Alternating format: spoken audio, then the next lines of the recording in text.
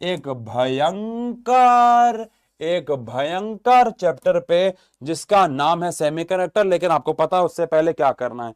क्या करना है उससे पहले क्या करना है? जल्दी बताओ, जल्दी बताओ, उससे पहले क्या करना है? जब तक मैं अपना पानी का गिलास भर लूं।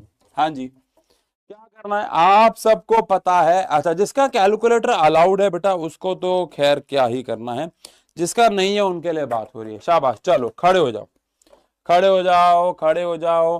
टेलीग्राम पे मिलेगा। हम्म हम्म जल्दी से खड़े हो जाओ, ठीक है। आई होप आपको पता हो कि हम लोगों ने 9, 10th, 11, 12 के लिए, मतलब मैंने अपने पर्सनल चैनल्स बनाए हैं। सारे ही पर्सनल चैनल हैं, लेकिन इस चैनल पे बहुत हौच पौच सा हो रहा था। तो इस चैनल पे मैंने डिसाइड किया कि मैं 10th और 12th को पढ़ाऊंगा इस पूरे सेशन में। लेकिन हमने 9, 10th और 11, 12 दो अलग चैनल्स और बनाए हैं।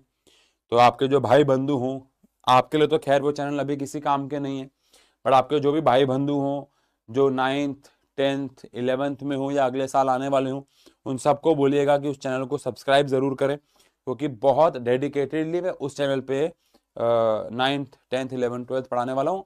इस सेशन की 10th और 12th की पढ़ाई यहीं होने वाली है। खड़े हो जाओ भाई, शाबाश। हम्म खड़े हो गए? हाँ भाई। अब हम लोग आंख बंद करेंगे, नंगे पैर खड़े हो तो आंख बंद करेंगे और सोचेंगे कि भैया हमारे बोर्ड के पेपर है और क्या हम उसके लिए जी जान लगा के मेहनत कर रहे हैं? तो आंसर है हम उस बोर्ड के पेपर के लिए जी जान लगा के, अब दो आंसर होंगे, या तो मेहनत कर रहे हैं या तो नहीं। अगर कर रहे हैं तो कोई टेंशन वाली बात नहीं है, जो होगा देखा जाएगा, अच्छे नंबर आएंगे, क्यों नहीं आएंगे, मेहनत कर रहे हैं तो। और नहीं भी आए तो ठीक है यार। मैं आपको एक सलाह, बड़ी गहरी बात बताने जा रहा हूं आपको, बड़ी गहरी बात। अगर अच्छी लगे तो गुलाब का फूल दीजिएगा, ठीक है। ये हमारा जीवन है, ये हमारा जीवन है, ठीक है। तो जो बोर्ड के एग्जाम्स है ना, वो ये है, जो बोर्ड के एग्जाम्स है ना वो ये है, ये हमारा पूरा जीवन है। और ये वो बोर्ड के एग्जाम्स है जो अभी आपको, और अभी आप यहां हो, अभी आप यहां हो, तो आपको ना ये बोर्ड के एग्जाम्स बहुत बड़ा एक मैटर लग रहे हैं। मैं ये नहीं कह रहा ये कुछ नहीं है, बहुत कुछ है। बोर्ड के एग्जाम्स बहुत कुछ है, लेकिन ये सब कुछ नहीं है।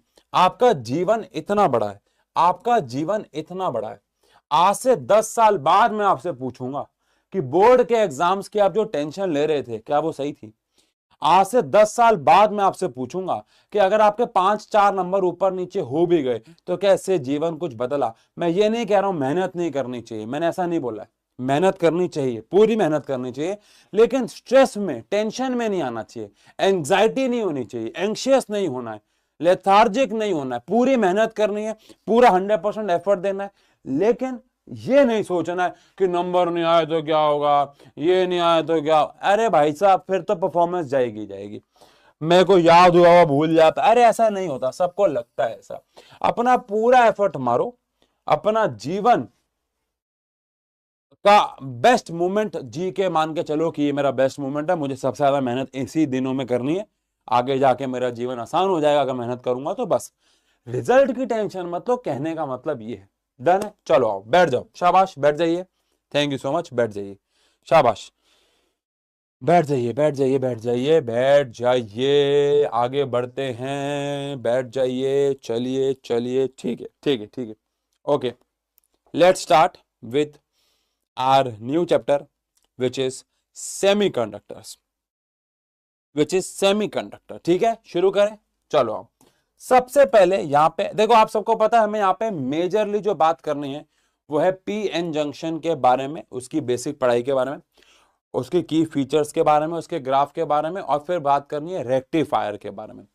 इस चैप्टर में से एग्जाम में दो चीजों के अलावा कुछ और आ ही नहीं सकता, और एक तो है पीएन जंक्शन के ऊपर सवाल, और एक है रेक्टिफायर के ऊपर सवाल। मतलब इसमें सब आप सवाल नहीं कर सकते, इसमें आप इसमें टॉपिक पढ़ सकते हो, सवाल तो है ही नहीं ना, क्योंकि टॉपिक ही सवाल है।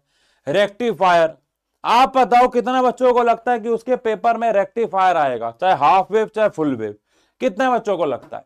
90% बच्चे जो यहां बैठे हैं, जो पूरे 12th के बच्चे पूरे इंडिया में, उनके 90% बच्चों के पेपर में रेक्टिफायर आना ही आना है। और बाकी 10% बच्चों के पेपर में पीएन जंक्शन आना है। बचा क्या? लो, खत्म हो गया चैप्टर। आ जाओ। तो सबसे पहले बात करते हैं इस चैप्टर के अंदर हमारे पास दो प्रकार के बैंड्स होते हैं, है ना भाई। यहाँ पे अगर हमारे पास एनर्जी है, हाँ थम्स अप आ गया, तो ये हमारे पास होता है वैलेंस बैंड। इसमें वो इलेक्ट्रॉन्स घूम रहे होते हैं जिसके अंदर इलेक्ट्रॉन्स वैलेंस इलेक्ट्रॉन्स होते हैं, जो बिजली पास नहीं कर रहे अगर वो सिर्फ वैलेंस बैंड के अंदर है। इसके ऊपर होता है हमारे पास कंडक्शन बैंड। जो भी इलेक्ट्रॉन कंडक्शन बैंड में होते हैं उसको हम लोग ये मान के चलते हैं कि वो बिजली कंडक्ट करेंगे, ठीक है ना। और इनके बीच में एक एनर्जी गैप होता है जिसको हम लोग बैंड गैप भी बोलते हैं। फॉरबिडन गैप तो कहा ही जाता है, लेकिन इसको बैंड गैप भी कहा जाता है। बैंड गैप से याद करना आसान है, लेकिन इसको इसको फॉरबिडन गैप भी कहा जाता है, ठीक है। एक बच्चा कह रहा है स्पैम करो बॉट अटैक। देखो बस इन्हीं बच्चों से आपको बेटा जीवन में बचना है, बाकी टीचर्स को भी बचना है और स्टूडेंट्स को भी बचना है। ये यूजलेस स्पर्म है बेटा, है ना, इन्हें मर जाना चाहिए था। ये पता नहीं कैसे ओवम में घुस गए और पैदा हो गए, है ना। इनको ये ओवम में घुसना डिजर्व ही नहीं करते थे, है ना। पता नहीं कैसे घुस गए। डिजर्विंग मिलियंस ऑफ कैंडिडेट्स को इन्होंने नहीं आने दिया इस दुनिया में और खुद जीत गए, है ना। अनफेयर हुआ। खैर इनको मर जाना चाहिए था। चलो बेटा, ये हमारे पास कौन है बेटा? ये हमारे पास है वैलेंस बैंड और ये हमारे पास है कंडक्शन बैंड। अगर वैलेंस बैंड और कंडक्शन बैंड एक दूसरे को ओवरलैप कर रहा है, अगर वैलेंस बैंड और कंडक्शन बैंड एक दूसरे को ओवरलैप कर रहा है, तो भैया जो भी इलेक्ट्रॉन वैलेंस बैंड में हैं वो सारे के सारे इलेक्ट्रॉन कंडक्शन बैंड में भी होंगे। जो भी इलेक्ट्रॉन वैलेंस बैंड में भी हैं वो सारे के सारे इलेक्ट्रॉन कंडक्शन बैंड में भी होंगे। ऐसे को बोलते हैं कि भैया ये कंडक्टर है। बिकॉज जितने भी इलेक्ट्रॉन वैलेंस बैंड में वो सारे के सारे कंडक्शन बैंड में भी होंगे, वो बिजली भी कंडक्ट कर रहे होंगे, तो इन्हें क्या कहा जाता है? कंडक्टर्स। फिर आते हैं हमारे पास इंसुलेटर्स। ये एनर्जी है, ये एनर्जी है ना। इसमें क्या होता है, जो वैलेंस बैंड होता है और जो कंडक्शन बैंड होता है इसमें एनर्जी गैप बहुत ज्यादा हाई होता है। तो जो भी इलेक्ट्रॉन, ये बहुत हाई गैप होता है, इतना हाई गैप होता है कि जो भी इलेक्ट्रॉन्स वैलेंस बैंड में होते हैं वो कंडक्शन बैंड में छलांग मार ही नहीं पाते हैं आसानी से। नॉर्मल कंडीशंस में वो अलग बात है, ऐसे तो हवा भी बिजली की गुड कंडक्टर बन सकती है, बट आसानी से ये इलेक्ट्रॉन छलांग नहीं मार पाते। आप मान के चलोगे मार ही नहीं पाते, इसलिए इन्हें हम कहते हैं इंसुलेटर्स। इसीलिए हम इन्हें कहते हैं इंसुलेटर्स। क्या कहते हैं? इंसुलेटर्स कहते हैं। उसके बाद अगर बात करें तो हमारे पास इस चैप्टर की मेन चीज आती है और वो आती है सेमीकंडक्टर्स। कौन होते हैं सेमीकंडक्टर? बताओ। इनकी बैंड गैप क्या होती है? क्या वो कंडक्टर से कम होती है? क्या वो इंसुलेटर से ज्यादा होती है? या वो इंसुलेटर से कम होती है और कंडक्टर से ज्यादा होता है? जल्दी बता दो, जल्दी बता दो। तो यहां पे हमारे पास आ रही है एनर्जी, ये हमारे पास आ रहा है वैलेंस बैंड, ये हमारे पास आ रहा है कंडक्शन बैंड। तो इसमें जो वैलेंस बैंड और कंडक्शन बैंड होता है उसमें जो एनर्जी गैप होता है वो क्या होता है? वो क्या होता है? Yes yes yes yes yes yes yes yes ले, हाँ। एक बच्चा कह रहा है लेस देन 3 इलेक्ट्रॉन वोल्ट होता है। मैं समझ गया, लेकिन मैंने ऐसे नहीं पूछा था, मैंने इनके कंपैरिजन में पूछा था। बोलो, बीच में होता है, ठीक है। इंसुलेटर्स के मुकाबले तो कम है काफी, लेकिन कंडक्टर्स के मुकाबले काफी ज्यादा है। तो यहां जो बैंड गैप है आप कह सकते हो कि वो इंटरमीडिएट सा होता है। हाँ, लेस देन 3 इलेक्ट्रॉन वोल्ट है वो अलग बात है। इसी भाषा में अगर मैं लिख दूं लेस देन 3 इलेक्ट्रॉन वोल्ट, जो कि काफी कम है, बट हाँ बैंड गैप ठीक ठाक होता है। ठीक ठाक का मतलब है वैलेंस बैंड से इलेक्ट्रॉन कंडक्शन बैंड में कूद सकते हैं, और जब इलेक्ट्रॉन वैलेंस बैंड से कंडक्शन बैंड में कूद जाते हैं तो पीछे वो छोड़ जाते हैं होल्स। यस, पीछे वो छोड़ जाते हैं होल्स।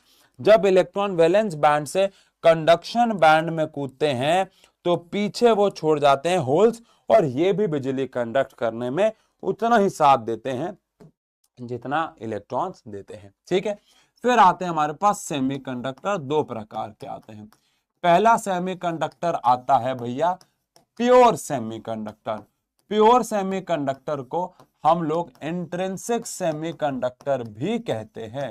इंट्रिंसिक सेमीकंडक्टर वो होते हैं जिनके पास नंबर ऑफ होल्स और नंबर ऑफ इलेक्ट्रॉन्स बराबर होते हैं, जिनके पास नंबर ऑफ होल्स और नंबर ऑफ इलेक्ट्रॉन्स बराबर होते हैं। अब आप कहोगे सर बराबर ही तो होने चाहिए, अब आप कहोगे सर बराबर ही तो होने चाहिए, है ना, है ना, है ना। अब आप कहोगे सर बराबर ही तो होने चाहिए, क्यों बराबर होना चाहिए? आप कहोगे सर अगर वैलेंस बैंड से इलेक्ट्रॉन छलांग मार के कंडक्शन बैंड में जाते हैं, अगर वैलेंस बैंड से इलेक्ट्रॉन छलांग मार के कंडक्शन बैंड में जाते हैं, यहां पे अगर 4 इलेक्ट्रॉन्स हैं वो छलांग मार के ऊपर कंडक्शन बैंड में चले जाते हैं, तो 4 इलेक्ट्रॉन के साथ साथ 4 होल्स बनने चाहिए, ऑब्वियसली बात है बनने चाहिए। बट ऐसा कभी कभार होता, प्योर में तो ऐसा ही होता है कि भैया number of electrons number of holes के बराबर होते हैं, लेकिन इम्प्योर सेमीकंडक्टर में ऐसा नहीं होता है। इम्प्योर सेमीकंडक्टर को हम लोग एक्सट्रिंसिक सेमीकंडक्टर भी कहते हैं। अब एक्सट्रिंसिक सेमीकंडक्टर जो होते हैं, सॉरी, एक्सट्रिंसिक सेमीकंडक्टर जो होते हैं ये 2 प्रकार के होते हैं, लेकिन इनमें इलेक्ट्रॉन्स होल्स के बराबर नहीं रहते हैं। अब ये 2 प्रकार के होते हैं, जल्दी से बताओ इनके 2 प्रकार क्या है? एलकेजी के बच्चे को भी पता होना चाहिए कि इसके 2 प्रकार क्या है। हाँ जी, इसके 2 प्रकार के, ऑब्वियस बात है इम्प्योर में हम इम्प्योरिटीज डालते हैं, डोपिंग करते हैं, वो मैं बता रहा हूं आपको, लेकिन आपको बताना है इसके 2 टाइप क्या है। हाँ हाँ जी, हाँ जी, हाँ जी, हाँ जी, हाँ जी, ओके ओके, ठीक है, बढ़िया, yes, very good, very nice. तो ये होते हैं हमारे पास पी टाइप सेमीकंडक्टर और एन टाइप सेमीकंडक्टर। अब ये पी टाइप और एन टाइप सेमीकंडक्टर की अगर बात की जाए तो ये कैसे बनते हैं? तो पहली बात तो अगर पी टाइप सेमीकंडक्टर की बात की जाए तो इनके पास होल्स ज्यादा होते हैं इलेक्ट्रॉन से। कैसे आते हैं, कैसे आते हैं? हम लोग जब 14 वालों को डोप करते हैं 13 वालों का यूज करके, मैं लिख देता हूं 14 डोप्ड विद 13। यहां पे 14 का मतलब क्या है? 14 ग्रुप वाले, सिलिकॉन, जर्मेनियम, जब इनको डोप किया जाता है 13 वालों से, जैसे एल्यूमिनियम हो गया, इनसे जब डोप किया जाता है तो एल्यूमिनियम 3 इलेक्ट्रॉन लेके आता है, सिलिकॉन के पास 4 इलेक्ट्रॉन होते हैं, तो एल्यूमिनियम सिर्फ 3 जगह पे इलेक्ट्रॉन बिठाता है, तो एक होल एक्स्ट्रा बच जाता है हर एक एटम पे, जिससे कि होल ज्यादा होते रहते हैं इलेक्ट्रॉन से, जिसको हम पी टाइप सेमीकंडक्टर कहते हैं। लेकिन वहीं पे हमारे पास आता है N type semiconductor. N type semiconductor क्या कहता है भैया? एन टाइप सेमीकंडक्टर में पहली बात तो इलेक्ट्रॉन ज्यादा होते हैं होल से। अब जल्दी बताओ, अगर मुझे इलेक्ट्रॉन्स को ज्यादा करना है तो 14 वालों को डोप किससे करूंगा? डोप्ड विद किससे करूं? 14 वालों को डोप किससे करूं? ना भी ना डोप शोप मारिया करो। यस, बताओ किससे डोप करूं? यस, 15 वालों से डोप करेंगे। अच्छा, ये तो आप समझ गए ना कि 15 से डोप क्यों करेंगे? बिकॉज 15 वाले 5 इलेक्ट्रॉन लेके आएंगे और जाएंगे कौन? 4 इलेक्ट्रॉन वाले, तो 1 इलेक्ट्रॉन एक्स्ट्रा होगा। लेकिन मेरा ना एक सवाल है, अगर मैं 14 वालों को 15 से डोप कर रहा हूं और 1 इलेक्ट्रॉन हर एक एटम पे एक्स्ट्रा हो रहा है जो भी डोपिंग हो रही है, तो फिर मैं 14 वालों को 16 से डोप क्यों नहीं करता? इसका आंसर दो। तो फिर मैं 14 वालों को 16 से डोप क्यों नहीं करता? इसका आंसर दे दो। हाँ जी, यस, बताइए। फिर मैं 14 वालों को 16 वालों से क्यों नहीं डोप करता? इसका आंसर दे दीजिए। यस, हाँ, ऊपर एक बार मैं देख लेता हूं भैया। 48% बच्चों ने कहा है कि 7 बजे से क्लास लो। 6 बजे वालों ने कहा है कि ये, हाँ, ये पोल 1 घंटे से लगा हुआ है बेटा, 1 घंटे से बच्चे आ रहे हैं जा रहे हैं ना, तो वो उस हिसाब से होता है। बट ठीक है, मैं समझ गया। 50% बच्चे लगभग कह रहे हैं कि 7 बजे लेना है, तो इसीलिए ये बिल्कुल सही। बाकी मैं इस पोल को लगे रहने देता हूं, एंड तक जो जो बच्चा आएगा वो अपना आंसर यहाँ पे देता रहेगा। हाँ, यस, बहुत बढ़िया। नहीं, गैप मतलब एक बच्चा कह रहा है गैप ज्यादा होगा। गैप किसका ज्यादा होगा? साइज डिफरेंस होगा बेटा, साइज डिफरेंस होगा। अगर आप एक दीवार में से एक ईंट को हटा रहे हो, बड़ी गहरी बात करने जा रहा हूं, और उसकी जगह पे अगर आप एक छोटी ईंट लगा दोगे तो घर अनस्टेबल होगा कि नहीं होगा।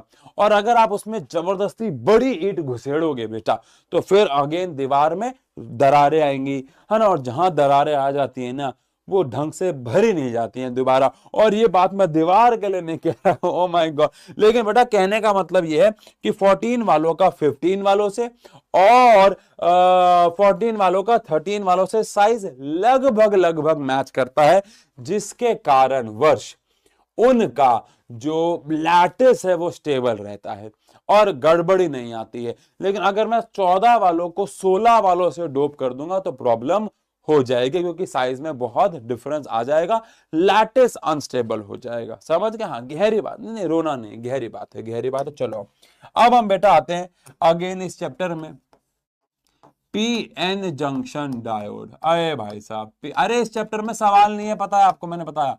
PN junction diode, PN junction diode क्या कहता है? यह कहता है कि हमारे पास अगर हम एक पी टाइप सेमीकंडक्टर को एक एन टाइप सेमीकंडक्टर से जोड़ दें, उनको जोड़ने पे क्या होता है मैं यहाँ पे पॉइंटर्स की फॉर्म में लिख दूंगा। लेकिन अगर पी टाइप सेमीकंडक्टर को एन टाइप, ये पी टाइप है, ये एन टाइप है, अगर मैं पी टाइप सेमीकंडक्टर को एन टाइप सेमीकंडक्टर से जोड़ देता हूं तो पी से जो होल्स हैं वो एन की तरफ जाना शुरू होते हैं। पी से होल्स एन की तरफ क्यों जाते हैं? क्योंकि पी साइड पे होल्स ज्यादा है। तो पहला पॉइंटर क्या हुआ भैया? होल्स जो है, पहला पॉइंटर क्या हुआ भैया? जो होल्स हैं वो पी से एन जाते हैं, क्योंकि वहां पे वो पी साइड पे ज्यादा थे, है ना भैया। तो वो डिफ्यूज होके एन साइड पे जाते हैं, और एन साइड से जो इलेक्ट्रॉन्स हैं वो एन साइड से डिफ्यूज होके पी की तरफ जाते हैं, और ये एक दूसरे को न्यूट्रलाइज करने के चक्कर में, ऑब्वियसली बात है ऑपोजिट चार्ज है, एक दूसरे को न्यूट्रलाइज करने के चक्कर में इसी कोने पे बैठ जाते हैं, और यहां पे इनके डिफ्यूजन से बनती है एक लेयर जिसका नाम है डिप्लीशन लेयर। एक लेयर बनती है जिसका नाम है डिप्लीशन लेयर, एक लेयर बनती है जिसका नाम क्या है? Depletion layer. और ये डिप्लीशन लेयर क्योंकि यहाँ पे पॉजिटिव आ गया है, क्योंकि यहाँ पे नेगेटिव आ गया है, तो इस डिप्लीशन यहां से ऑब्वियस बात है उसको हम जोड़ते हैं तो ये एक प्रकार से बनता है हमारे पास पीएन जंक्शन डायोड, है ना। क्या बनता है? PN junction diode. तो यहां पे आती है हमारे पास एक डिप्लीशन लेयर। डिप्लीशन लेयर में एक पोटेंशियल पैदा होता है, जल्दी बताओ उस पोटेंशियल का नाम क्या है? डिप्लीशन लेयर में पोटेंशियल पैदा होता है। उस पोटेंशियल क्यों पैदा होता है जब तक मैं आपको समझाता हूं। ये पॉजिटिव है, नेगेटिव है, तो पॉजिटिव एक प्रकार से एक फेक बैटरी का काम यहाँ पे कर रहा है, यहाँ पे पॉजिटिव आ गया, तो एक पोटेंशियल पैदा हो गया, एक पोटेंशियल पैदा हो गया। इस पोटेंशियल को हम लोग क्या कहते हैं? क्या? अरे ड्रिफ्ट करंट, अरे बाबू बैरियर पोटेंशियल कहते हैं, बैरियर पोटेंशियल कहते हैं। तो यहां पे एक पोटेंशियल डेवलप हो जाता है जिसको बैरियर पोटेंशियल कहा जाता है। अब एक पीएन जंक्शन का सिंबल कैसा होता है? एक पीएन जंक्शन का सिंबल कैसा होता है? पीएन जंक्शन डायोड का सिंबल कैसा होता है? इस प्रकार से होता है। ये वाली साइड हम लिखते नहीं है, ध्यान रखना, लेकिन ये वाली साइड P को रिप्रेजेंट करती है और ये वाली साइड N को रिप्रेजेंट करती है। यस, ये वाली साइड P को रिप्रेजेंट करती है और ये वाली साइड N को रिप्रेजेंट करती है। अब यहां पे हम पीएन जंक्शन डायोड को दो बायसिंग में लगाने वाले हैं, एक है फॉरवर्ड बायसिंग में लगाने वाले हैं और एक है रिवर्स्ड बायसिंग में लगाने वाले हैं। एक लगाने वाले हैं फॉरवर्ड बायसिंग और एक लगाने वाले रिवर्स्ड बायसिंग। बहुत इंपॉर्टेंट टॉपिक है, यहां से चीजें एग्जाम में आना शुरू हो जाते हैं। फॉरवर्ड बायसिंग में लगाने वाले हैं और एक रिवर्स्ड बायसिंग में लगाने वाले हैं। बेटा सवाल यही है, सवाल यही है जो पढ़ाई कर रहे हैं, यही सवाल है। सवाल कैसे आता है कि बताओ जब पी और एन जंक्शन को जोड़ा जाता है तो कौन किधर मूव करता है, रास्ते में पोटेंशियल कैसे बनती है, थ्योरी का सवाल आ गया, एमसीक्यू में आ गया उस पोटेंशियल का नाम क्या है। अभी रिवर्स फॉरवर्ड बायसिंग में एमसीक्यू बनते हैं कि फॉरवर्ड बायसिंग में डिप्लीशन लेयर के साथ क्या होता है, बैरियर पोटेंशियल के साथ क्या होता है, रिवर्स बायसिंग में क्या होता है, उनका ग्राफ क्या होता है, मिली एम्पियर में करंट है या माइक्रो एम्पियर में करंट है। और रेक्टिफायर तो अपने आप में लॉन्ग आंसर टाइप में इंपॉर्टेंट टॉपिक है। चलो अब फॉरवर्ड बायसिंग में होता क्या है, हमारे पास फॉरवर्ड बायसिंग में होता क्या है कि हमने जो हमारा पी एन जंक्शन डायोड होता है उसको हमने पॉजिटिव टर्मिनल को अगर मैं पी साइड से और नेगेटिव टर्मिनल को अगर मैं एन साइड से, है ना, तो अगर मैं ऐसे बात करूं पॉइंटर्स की फॉर्म में, तो पॉजिटिव टर्मिनल को मैंने कनेक्ट किया पी साइड से और नेगेटिव टर्मिनल को हमने कनेक्ट किया एन साइड से। तो ऐसे बायसिंग को कहा जाता है, पहली बात तो फॉरवर्ड बायसिंग। अब फॉरवर्ड बायसिंग में क्या होता है, मान लो मैंने इस वाले को कनेक्ट कर दिया है पॉजिटिव से, ध्यान सुनना, ठीक है ना, और इसको कनेक्ट कर दिया नेगेटिव से, तो क्या होगा, ये जो पॉजिटिव है और ये जो नेगेटिव है ये पी साइड से और एन साइड से कनेक्टेड है। अब ये नेगेटिव चार्ज एक प्रकार से पॉजिटिव से कनेक्ट हो गए और ये पॉजिटिव चार्ज एक प्रकार से नेगेटिव से कनेक्ट हो गए। तो क्या हमारी जो इलेक्ट्रिक फील्ड है वो इनको पास लाना चाहेगी या दूर भेजना चाहेगी? तो इसकी जो इलेक्ट्रिक फील्ड है वो बन रही है पॉजिटिव से नेगेटिव और हमारी जो इलेक्ट्रिक फील्ड बन रही है वो ऐसे। तो हमारी मतलब मैं एक्सटर्नल इलेक्ट्रिक फील्ड की बात कर रहा हूं। तो क्या ये जो बाहर से हमने यहाँ पे पोटेंशियल अप्लाई किया है, एक प्रकार से इलेक्ट्रिक फील्ड अप्लाई किए, क्या वो इस डिप्लीशन लेयर को पास लेके लाना चाहेगी या दूर? तो आंसर है वो चाहेगी कि ये चार्ज न्यूट्रलाइज हो, न्यूट्रलाइज हो, न्यूट्रलाइज हो। तो वो इस डिप्लीशन लेयर में होल्स को और इलेक्ट्रॉन्स को, होल्स को इलेक्ट्रॉन्स को पास लाना चाहेंगे ताकि वो न्यूट्रलाइज हो। और ऐसे करने के चक्कर में अगर हमने इसको पॉजिटिव से पॉजिटिव और नेगेटिव से नेगेटिव कनेक्ट किया हुआ है, ऐसे करने के चक्कर में इनकी जो डिप्लीशन लेयर है, जल्दी बताओ कमेंट सेक्शन पे, बहुत देर से आंसर नहीं दिया आपने, कोई बढ़िया गंदा वाला स्पैम होना चाहिए। इसकी जो डिप्लीशन लेयर है उसकी चौड़ाई बढ़ती चली जाएगी या चौड़ाई कम होती चली जाएगी? बताओ, इस डिप्लीशन लेयर की जो चौड़ाई है वो बढ़ती चली जाएगी या चौड़ाई कम होती चली जाएगी? हाँ, और अगर डिप्लीशन लेयर के साथ ऐसा हुआ तो जो बैरियर पोटेंशियल है, जो बैरियर पोटेंशियल है उसके साथ फिर मैं बता दूंगा क्या होगा। ऑब्वियस सी बात है, डिप्लीशन लेयर डिक्रीज होती चली जाएगी, जिसको कॉन्ट्रैक्ट भी आप कह सकते हो कि कॉन्ट्रैक्ट होती चली जाएगी। और वहीं पे बैरियर पोटेंशियल की अगर बात की जाए तो बैरियर पोटेंशियल जो है, अगर डिप्लीशन लेयर कॉन्ट्रैक्ट हो रही है तो बैरियर पोटेंशियल भी गिरेगा, बैरियर पोटेंशियल भी ड्रॉप होगा या कह लो डिक्रीज होगा।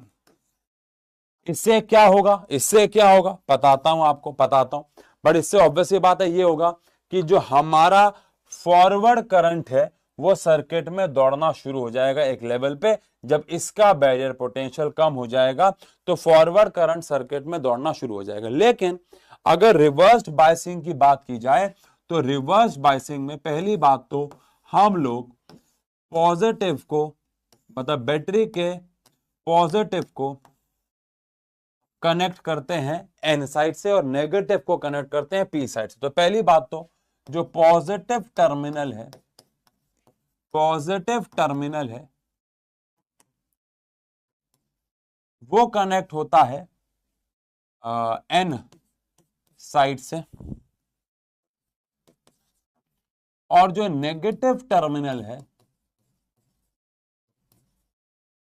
वो कनेक्ट होता है पी साइड से। पहली बात तो ये समझना, ठीक है, चलो समझ गए।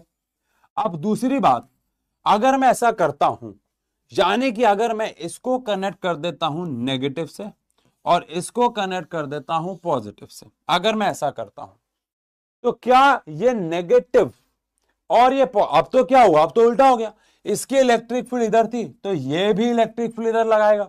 तो क्या हमारी जो एक्सटर्नल इलेक्ट्रिक फील्ड है वो इस पॉजिटिव नेगेटिव को और पास लेके आना चाहेगी या दूर लेके जाना चाहेगी? हाँ, वो पास लेके आना चाहेगी या दूर लेके जाना चाहेगी? वो पास लेके आना चाहेगी या दूर लेके जाना चाहेगी? तो आंसर है, ऑब्वियस सी बात है, वो इसको दूर लेके जाना चाहेगी। प्लीज आप ऐसे मत याद करना कि इसका उल्टा ही होता है, बेसिक्स कमजोर हो जाएंगे। बोर्ड का पेपर तो निकल जाएगा लेकिन बेसिक कमजोर हो जाएंगे। तो जो डिप्लीशन लेयर है उसका जो साइज है वो इंक्रीज होगा, यानी कि वो एक्सपैंड होती चली जाएगी। यस, और अगर ऐसा हुआ तो जो बैरियर पोटेंशियल है, जो बैरियर पोटेंशियल है वो इंक्रीज होता चला जाएगा। दोनों ही चीजें बेसिकली इंक्रीज होती चली जाएंगी। और इससे क्या होगा? इससे ये होगा, अगर इंक्रीज होती चली गई तो अब ये हमारा जो सोर्स है वो तो करंट नहीं डेवलप कर पाएगा, लेकिन यहां से एक रिवर्स करंट बनने लग जाएगा। लेकिन वो रिवर्स करंट भी बहुत ज्यादा कम होगा, क्योंकि यहां पे जो रिवर्स करंट होगा वो माइनॉरिटी चार्ज कैरियर्स की वजह से होगा जो डिप्लीशन लेयर में बैठे हुए हैं। लेकिन इससे जो हमारे पास ग्राफ बनता है वो भाई साहब एक हीरा ग्राफ है, क्योंकि सवाल तो इस ग्राफ से ही आने वाला है। बड़ा हीरा ग्राफ है ये। यहां पे हम लोग क्या करने वाले हैं? यहां पे हम लोग करंट बनाने वाले हैं, यहां पे भी हम लोग करंट बनाने वाले हैं। ठीक है, इसको मैं व्हाइट से बनाता हूं। और यहां पे पोटेंशियल, पहले मैं फॉरवर्ड बायसिंग के लिए काम करने वाला हूं। फॉरवर्ड बायसिंग में करंट ऐसे फ्लो हो रहा है और रिवर्स बायसिंग में ऐसे हो रहा है, मतलब करंट की डायरेक्शन बदल रही है और वोल्टेज भी आपने उल्टा कर दिया है। तो दोनों पॉजिटिव है फॉरवर्ड बायसिंग में, तो फर्स्ट क्वाड्रेंट में जाएगा। और दोनों नेगेटिव हैं, करंट और वोल्टेज दोनों नेगेटिव है रिवर्स बायसिंग में, तो कौन से क्वाड्रेंट में ग्राफ जाएगा? जल्दी बताओ। कौन से क्वाड्रेंट में ग्राफ जाएगा? जल्दी बताओ। हाँ जी, हाँ जी, हाँ जी। कौन से क्वाड्रेंट में ग्राफ जाएगा अगर हम लोग रिवर्स बायसिंग पे हैं? तो कौन से क्वाड्रेंट में ग्राफ जाएगा? स्कूल है, बस 10 मिनट में क्लास खत्म कर रहा हूं, लेकिन बस 10 मिनट सबसे इंपॉर्टेंट है। यस यस, थर्ड क्वाड्रेंट में ग्राफ चला जाएगा। अब अगर ऐसा है तो ये आई है, ये वी है। शुरुआत में मैंने जो वोल्टेज अप्लाई किया वोल्टेज अप्लाई किया वोल्टेज अप्लाई किया, तो वोल्टेज ने यहां के डिप्लीशन लेयर को धीरे धीरे गिराया और एज अ रिजल्ट एक लेवल आया कि डिप्लीशन इतना कम हो गया कि हमारा फॉरवर्ड डायरेक्शन में करंट फ्लो होना शुरू हो गया। और वो करंट भी कौन सा करंट है? आंसर है मिली एम्पियर में। लेकिन रिवर्स बायसिंग में भी लगभग सेम काम हुआ, लेकिन करंट किसने फ्लो करवाया? माइनॉरिटी चार्ज कैरियर्स ने, जिसकी वजह से जो करंट रिवर्स बायसिंग में मिला, एक तो सडनली मिला और दूसरी बात वो करंट माइक्रो एम्पियर्स में था। और माइक्रो का मतलब था ही नहीं, माइक्रो का मतलब था ही नहीं, माइक्रो एम्पियर का मतलब करंट होता ही नहीं है। तो निचोड़ पता ना ट्रू या फॉल्स। तो अगर मुझे इस पूरे बोर्ड का निचोड़ आपसे पूछना हो, इस पूरे बोर्ड का निचोड़ आपसे पूछना हो, तो क्या ऐसा कर सकता हूं कि एक पीएन जंक्शन डायोड, निचोड़ आप मुझे बताना, एक PN junction diode forward biasing में करंट को अलाउ करता है, लेकिन रिवर्स बायसिंग में वो करंट को अलाउ नहीं करता है, वो करंट को जाने नहीं देता है। बताओ ट्रू या फॉल्स? यस, बताओ ट्रू या फॉल्स? ये बात सही है कि नहीं? बोलो बोलो बोलो। कि फॉरवर्ड बायसिंग में तो उसने करंट को, सर रिवर्स बायसिंग में भी तो करंट है, लेकिन बेटा माइक्रो में है, उसके होने या ना होने से कोई फर्क नहीं पड़ता। तो ट्रू या फॉल्स? सही है क्या? और इसी के ऊपर पूरा का पूरा रेक्टिफायर बेस्ड है, इसी कंसेप्ट के ऊपर पूरा का पूरा रेक्टिफायर बेस्ड है, ये ध्यान रखिएगा। इसके ऊपर रेक्टिफायर बेस्ड है। रेक्टिफायर क्या होता है? रेक्टिफायर एक डिवाइस होता है, device which converts alternating current into direct current. Obvious सी बात है, ये वेरिएबल डायरेक्ट करंट में कन्वर्ट करता है, लेकिन डायरेक्ट करंट तो डायरेक्ट करंट है। ऐसा कोई भी डिवाइस जो ऑल्टरनेटिंग करंट को डायरेक्ट करंट में कन्वर्ट कर दे, हम उसको रेक्टिफायर कह रहे हैं। अब ये किस पे काम करता है? जो पीछे पड़ा उस पे काम करता है। ये दो प्रकार का होता है। पहला होता है हाफ वेव रेक्टिफायर, दूसरे का नाम आपको पता ही है। क्या नाम है दूसरे का भैया? पहले का नाम है हाफ वेव रेक्टिफायर। इसका नाम हाफ वेव रेक्टिफायर क्यों है वो आप इसके अभी आउटपुट से समझ जाओगे। रेक्टिफिकेशन का मतलब होता है ठीक करना, रेक्टिफिकेशन का मतलब होता है ठीक करना। तो हाफ वेव रेक्टिफायर कौन हो गया? जो आधी वेव को ठीक करेगा। कैसे ठीक करेगा आओ समझते हैं। हाँ ऑब्वियस बात है, दूसरा वाला है फुल वेव रेक्टिफायर। चलो आओ अब हम यहाँ पे हाफ वेव रेक्टिफायर के बारे में थोड़ी सी बात करते हैं। यहां पे लगा होता है एक स्टेप डाउन ट्रांसफॉर्मर। जल्दी से देखे तुम्हें कितना आता है पार्ट 1। स्टेप डाउन ट्रांसफॉर्मर क्या होता है कमेंट सेक्शन में बता दो, स्टेप डाउन ट्रांसफॉर्मर क्या होता है। तो यहां पे हमने लगा रखा है स्टेप डाउन ट्रांसफॉर्मर। सबको पता होगा देख के कि स्टेप डाउन ट्रांसफॉर्मर इसलिए है क्योंकि यहां पे number of turns primary coil में, जो हम इसको एसी देने वाले हैं, number of turns primary coil में ज्यादा है और सेकेंडरी कॉइल में कम है, जिसकी वजह से यह साबित हो जाता है कि यह एक स्टेप डाउन ट्रांसफॉर्मर है। क्या होता है स्टेप डाउन ट्रांसफॉर्मर? क्या होता है स्टेप डाउन ट्रांसफॉर्मर? क्या होता है? जो करंट को डिक्रीज कर दे। अरे नहीं बाबू, जो वोल्टेज को कम कर दे बाबू, करंट तो सेम रहता है। ओ करंट इंक्रीज हो जाता है, बल्कि वोल्टेज अगर कम हो रही है स्टेप डाउन में तो करंट बढ़ता है ताकि पावर और एनर्जी कांस्टेंट रहे। खैर ये हम लोग एसी ट्रांसफार्मर में पढ़ेंगे। अब यहां पे हमारे पास एक डायोड लगा दिया गया और यहां पे हमने लगा दिया है एक लोड रेजिस्टेंस जिसके अक्रॉस हम लोग आउटपुट ले पाएंगे। तो यहां पे हमने लगा दिया है लोड रेजिस्टेंस जिसके अक्रॉस हम लोग आउटपुट ले पाएंगे। ठीक है जी। तो ये हमारे पास हो गया एक रेक्टिफायर का सर्किट डायग्राम। अब अगर हम समझें तो क्या होता है यहां पे भैया, ये हमारे पास हाफ वेव रेक्टिफायर है। ऑब्वियस सी बात है ना भाई। बस 10 मिनट का काम हो रहा है बेटा, शुरू से बैठे हो तो चैप्टर खत्म करके ही जाइएगा बस, है ना। अब सुनो, अब यहां पे हम लोग देने वाले हैं, ये क्या कर दिया मैंने, यहां पे हम लोग देने वाले हैं इनपुट।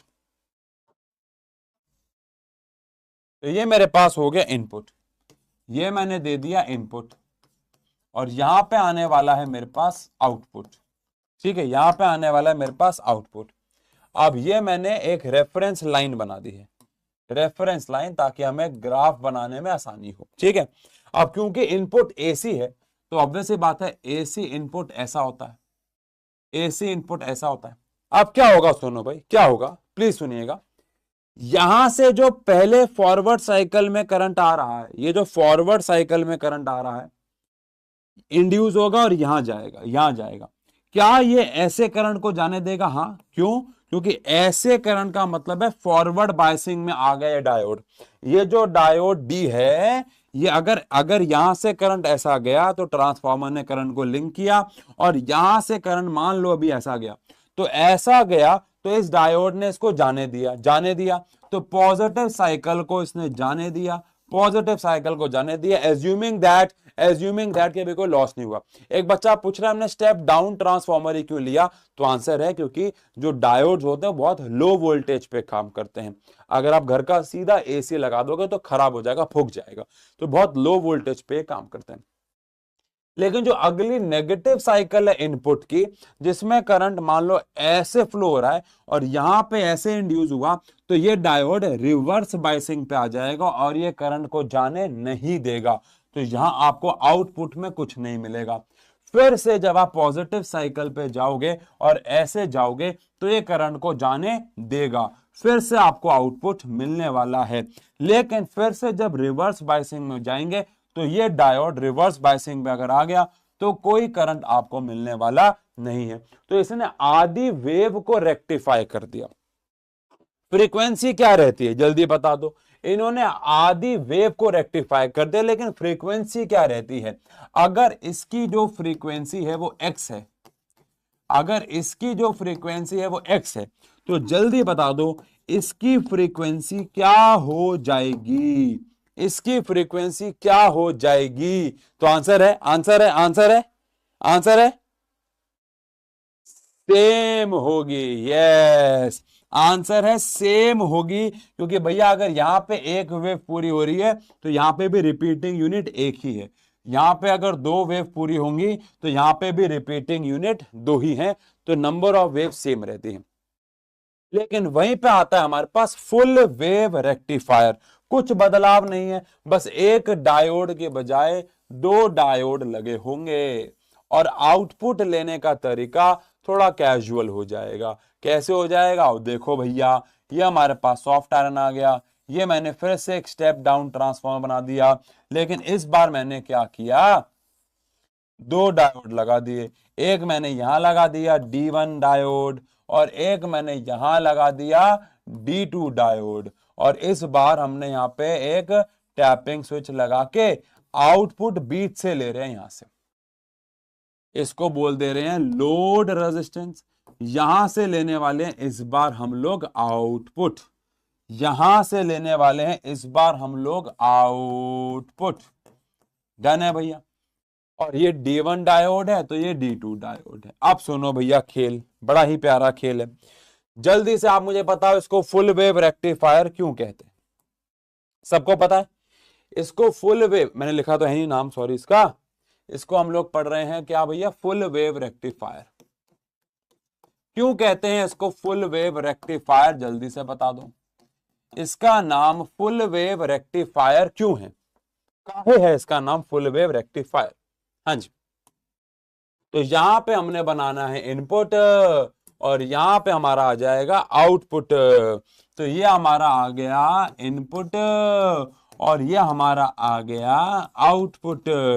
अब यहां पे हम लोग ये ये ये बनाएंगे इनपुट। क्यों बोलते हैं? क्योंकि वो, हाँ हाँ हाँ हाँ, ये दो डंडे सॉफ्ट आयरन कोर को रिप्रेजेंट करते हैं। अरे अरे अरे, तो आप चाहो तो इनको ऐसे भी बना सकते हो और ऐसे पूरा डंडे भी चलेगा। ठीक है, ठीक है। हाँ, यहाँ पे डबल। अब अगर डबल हो जाता है, अब अगर डबल हो जाता है कैसे होता है? देखो, सबसे पहली बात, ये हमारे पास पॉजिटिव साइकिल है। पॉजिटिव साइकिल में करंट गया, इसने कहा जाओ जाओ जाओ जाओ, करंट यहां पहुंचा। यहां पहुंचने के बाद करंट के पास दो जगहें थी जाने के लिए, कि एक वो यहां से निकल जाए और हम यहां से आउटपुट ले लें, और एक वो यहां चला जाए। यहां वो जा नहीं सकता क्योंकि इसने हाथ ऐसे रोका हुआ है, ये देखो क्या है, रुक जाओ रुक जाओ, ये रुका हुआ है ना, क्योंकि ये रिवर्स बायसिंग में हो गया। रिवर्स बायसिंग में हो गया तो जाना अलाउड ही नहीं है। रिवर्स बायसिंग में हो गया, जाना अलाउड ही नहीं है। पर क्या, जो करंट यहां से आया वो यहां से इधर तो गया ना, तो पॉजिटिव साइकिल पे आपको पॉजिटिव आउटपुट तो मिला, वो अलग बात है, नीचे कोई करंट नहीं गया। अच्छा, अब करंट रिवर्स साइकिल पे गया, तो रिवर्स साइकिल पे यहां से गया, यहां से गया, इसने कहा जाओ जाओ जाओ जाओ जाओ। जैसे यहां पहुंचा, क्या करंट ऊपर जा पाएगा? नहीं, ऐसे रखा हुआ है, नहीं जा सकते भैया, नहीं जा सकते। लेकिन क्या करंट यहां जा सकता है? बिल्कुल जा सकता है। तो अभी भी आपको इधर से इधर तो करंट मिलेगा। पिछली बार नहीं मिल रहा था रिवर्स साइकिल में, इस बार रिवर्स साइकिल में यहां से आपको आउटपुट मिल जाएगा। वेरी गुड, ठीक है। इसके बाद यानी रिवर्स साइकिल पे भी आपको आउटपुट सेम मिलने वाला है। फिर फॉरवर्ड साइकिल, फिर फॉरवर्ड साइकिल पे फिर सेम, फिर रिवर्स साइकिल पे फिर सेम। तो आपकी पूरी वेव रेक्टिफाई हो गई, पूरी वेव रेक्टिफाई हो गई। अगर इसकी फ्रीक्वेंसी x है तो आज का आखिरी सवाल मेरा आपसे यह है कि इसकी फ्रीक्वेंसी क्या होगी। आज का आखिरी सवाल यह है कि इसकी फ्रीक्वेंसी क्या होगी। जल्दी से, हाँ, आज का आखिरी सवाल यह है कि इसकी फ्रीक्वेंसी क्या होगी। हाँ जी, यस, क्योंकि भैया इस बार रिपीटिंग यूनिट ये है, तो अगर इसकी फ्रीक्वेंसी प्लस है 1, मान लो यहां से इसने एक वेव पूरी की, तब तक भाई साहब ये दो वेव कर चुका है, तो इसकी फ्रीक्वेंसी हो जाएगी 2x। समझ गए क्या? समझ गए क्या? अगेन यहां मैं, देखो इसके आगे कोई स्लाइड नहीं है, इस चैप्टर के क्वेश्चन में लेके ही नहीं आया था, इसलिए मैंने आज न्यूक्लियाई और सेमीकंडक्टर की एक्सप्लेनेशन पर ज्यादा काम किया है, बिकॉज इसमें सवाल थ्योरी से ही आएंगे, यही आएगा, इसको एक्सप्लेन करो, इसकी वर्किंग समझाओ, ये सवाल आएंगे, ये बताओ क्या क्या पॉइंटर्स होते हैं, ग्राफ कैसे बनता है, ये सारे सवाल आएंगे बच्चों। बाकी हम लोग जब शाम को अब सैंपल पेपर्स वगैरह, क्वेश्चंस वगैरह करेंगे और बोर्ड के पेपर में सारे चैप्टर्स को जब दोबारा रिवाइज अच्छे से कर रहे होंगे, ऑब्वियस सी बात है कि इसके क्वेश्चंस हम उसमें लेके आएंगे। बट आप तब भी देखोगे और थैंक यू बोलोगे मुझे शायद कि सर हाँ क्वेश्चंस तो वही हैं जो टॉपिक हैं, जो टॉपिक हैं। मजा आया, मजा आया, डन है। तो भैया इस हिसाब से अगर बात करें तो 7 बजे आज की क्लास में ओवरऑल आप कह सकते हो 48% बच्चों ने हमें बोला है कि भैया शाम को क्लास 7 बजे से ले सकते हैं। चलो डन है। मैं समझ गया आप में से बहुत सारे बच्चों का स्कूल वगैरह ट्यूशन वगैरह भी होता होगा, ठीक है। और ये जो बच्चे कह रहे हैं बॉट अटैक वाले, मैं आखिरी बार फिर कहना चाहूंगा बेटा, हमारी हर क्लास के अंदर 12th में 8-9 हजार पोल आता है शुरू से लेके एंड तक, अगर पोल को लगा के रखें। रीजन बीइंग क्योंकि वो शुरू में लगता है। तो अगर आप व्यूज अभी देखें तो हमारे पास 30,000 व्यूज हैं अभी इस लाइव में। अब आप ऑब्वियस बात है, मैं आपको एक चीज दिखाता हूं, आप थोड़ा समझो, अपना टाइम मत वेस्ट करो। मेरा कहने का मतलब ये है ना। ये देखो इस पे व्यूज कितने आ रहे हैं, अगर आपको दिख रहा हो 27,900 कुछ। तो क्या इसका मतलब है कि ये 27,000 बच्चे आए हैं? नहीं आए, है ना। आते हैं बच्चे, जाते हैं, आते हैं जाते हैं, आते हैं जाते हैं, ऐसा होता है। बच्चे कुछ पोल करते हैं, कुछ पोल नहीं भी करते हैं। कुछ बच्चे टीवी में देख रहे होते हैं और वो कमेंट सेक्शन खोलते भी नहीं है, बिकॉज कई बच्चे बहुत डिस्ट्रैक्ट होते हैं कमेंट सेक्शन से और उनके लिए वो टॉक्सिक होता है। हाँ, बॉट्स तब होते हैं जो कल परसों हुआ, 2-4 दिन हुआ, उनमें आप बॉट्स कह सकते हो। और क्या पता अगर हम लोग शाम को लाइव जाएं तो हमें बॉट्स मिले। पर मैंने आपको बताया है कि सुबह बॉट्स वालों की भी हिम्मत नहीं है कि वो सुबह उठ जाएं, है ना। 5:30 बजे सिर्फ एक अच्छा टीचर और जेन्युइन बच्चे ही उठ सकते हैं जिनको पढ़ाई करनी है। 5:30 बजे उठने की हिम्मत सबकी नहीं है बेटा, समझ रहे हो आप, समझ रहे हो। ये अच्छा टीचर, और मैं अपनी तारीफ खुद कर रहा हूं, थोड़ी सी बनती है, और एक जेन्युइन बच्चे ही उठ सकते हैं, समझ रहे हो मेरे बच्चों। तो इसीलिए इन सब की टेंशन आप छोड़ दो यार। मैंने आपको शुरू में ही बोला कि हर एक टीचर इतना कैपेबल है कि वो इन सारी प्रॉब्लम्स को झेल सकता है। आप अपना पढ़ाई पे ध्यान दो। आपका सबसे बड़ा, आप इमेजिन करो कि आपके बोर्ड के रिजल्ट के बाद आप ये सोच रहे होगे कि बॉट्स थे या नहीं थे, क्या मैटर करेगा? ये मैटर करेगा कि आप कितने मार्क्स आए, आप कौन से कॉलेज में एडमिशन ले पा रहे हो, आपने नॉलेज कितनी गेन करी। ये सब मैटर नहीं करेगा कि बॉट्स थे नहीं थे उसकी वीडियो में। अरे भाई आपको क्या मिलेगा बच्चों उससे? ठीक है आप टीचर को प्यार दिखाते हो, कंसर्न दिखाते हो, लेकिन उससे डिस्ट्रैक्ट बहुत ज्यादा नहीं होना, ठीक है ना। टीचर ने कहा कि भैया ऐसा करो, इसको ट्विटर को रीट्वीट करो। जैसे कल शोभित सर अपनी लाइव में थे तो मैंने उनको कॉल मिलाया था, 10th क्लास की कोई लाइव चल रही थी उनकी, कि मेरी जो प्रणव सर हैं पढ़ने वाले, उनसे सुबह से बात चल रही थी। तो मैं उनके लाइव में मैंने उनको कॉल मिलाया था, उन्होंने शायद स्पीकर पे भी बात की थी, तो हमारी बात हुई इसके बारे में। द ओनली पॉइंट इज कि हर एक टीचर इतना कैपेबल है, उनका आपको प्यार चाहिए बस, और उनका सपोर्ट चाहिए। उन्होंने कहा कि रीट्वीट कर दो, और आई होप आप सबने कर दिया होगा, तो बस वो बहुत है। इसके बाद आप लोग अपना पढ़ाई पे बेटा फोकस करो, है ना। अगर हमारे ऊपर भी शाम को बॉट अटैक होता है तो हम भी यही करेंगे कि हम अपनी क्लास बंद कर देंगे और हम आप बाकी टीचर से बात करेंगे, क्योंकि हम आपको नहीं डिस्टर्ब करना चाहेंगे। हम कभी नहीं चाहेंगे कि आप अपनी पढ़ाई से डिस्ट्रैक्ट हो। ठीक है बच्चों, मिलते हैं शाम के सेशंस में, मिलते हैं शाम के सेशंस में मिलते हैं। और केमिस्ट्री पढ़ना भी शुरू करेंगे अब, क्योंकि हमने फिजिक्स की पार्ट 2 खत्म कर दिया। ठीक है, चलो मिलते हैं। Thank you so much. शाम के सेशन लग जाएंगे, अपने पोल वोल पे, उस पे नोटिफिकेशन वगैरह पे एक्टिव रहना। Love you, thank you so much, thank you so much. चलिए चलिए चलिए चलिए चलिए, डन।